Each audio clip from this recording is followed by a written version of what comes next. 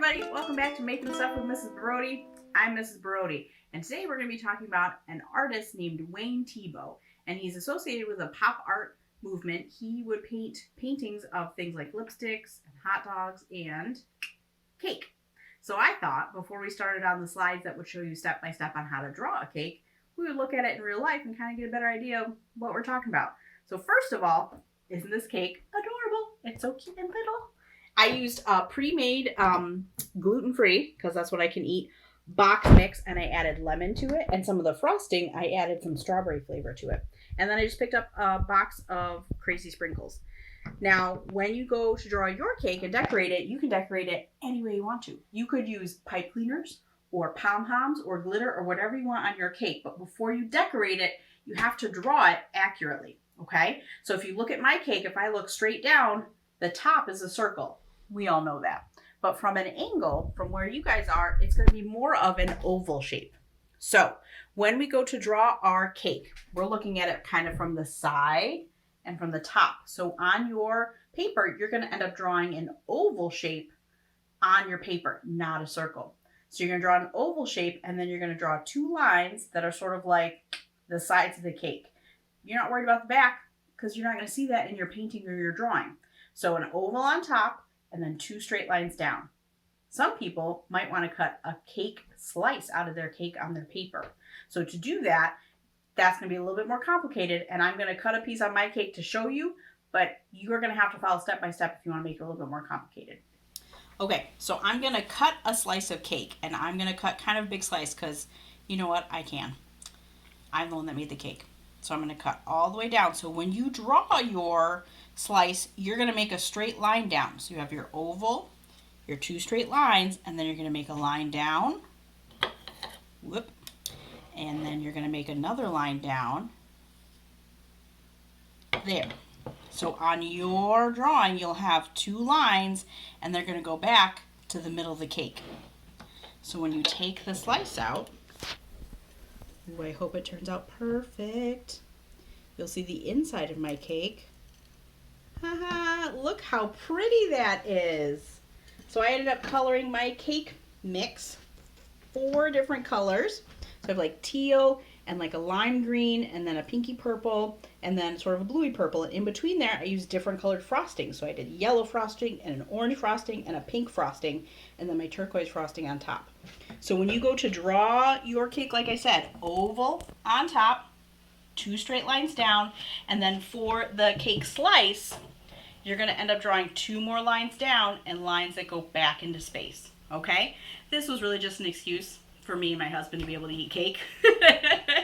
But I thought it would also be a very good example of how to show how you could draw your cake and decorate it. I could have thrown fruit on top of this. I could have put candles on it. I could have put sparklers on top of it. Because you're drawing or painting it, it can be anything that you want. All right? So next, we'll show you step by step how to draw it, and then we'll wrap up at the end and maybe eat some cake. All right, guys, so you can see here we have an example of some Wayne Tebow cakes. And we're going to use these cakes as inspiration for our project. We're not trying to copy it exactly, we're just being inspired by it. And when you look at his cakes, you can see that his angle is kind of from the top and the side at the same time. And we're going to use that when we draw our cakes. Just a little information about Wayne Tebow.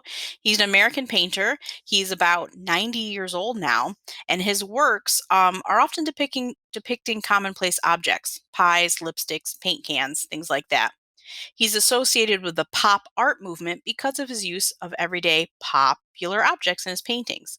And what I really love about his sort of illustrative style is the really deep dark shadows you see on all of his paintings and those bright pops of colors. I think it really makes each of those objects stand out in a unique way. For ours, we're just going to be doing an outline and then you can decorate it whatever way you want. You don't have to paint it or color it like Wayne Tebow did. Step 1, you're going to draw an oval. And I would recommend, unless you're going to add tons of tall decorations on the top of your cake, is to put that oval sort of at the top-ish of your paper. Step 2, you can see all the new steps are going to be in red. So for this, you're going to draw 2 straight parallel lines down from the oval. So on either side of the oval, you're going to draw vertical lines, try and keep them evenish, down.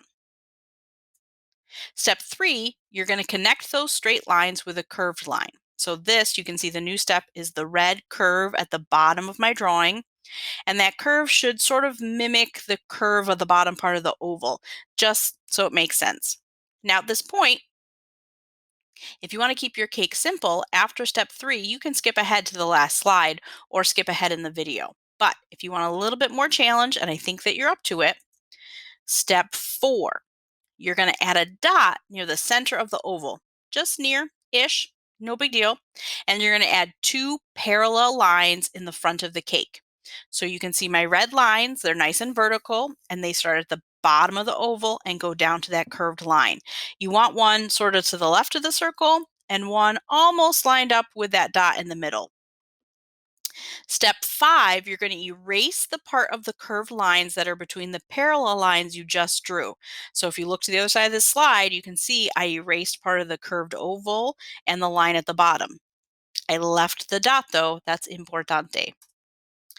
Step 6, you're going to draw from the 2 parallel lines to the center dot. And you're going to draw a line from the left straight up and down line and stop at the right line. So let me say that again.